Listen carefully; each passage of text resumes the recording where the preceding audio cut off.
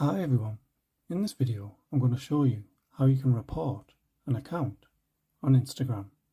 So if you find this video helpful, please give it a like and make sure you subscribe for more useful tutorials. So what you'll need to do is open up Instagram, then go to the profile that you want to report. So once you're on their profile, just click on the three dots on the top right hand side. Then you should see the option to report. So you just want to click on that. And on here it'll give you multiple options.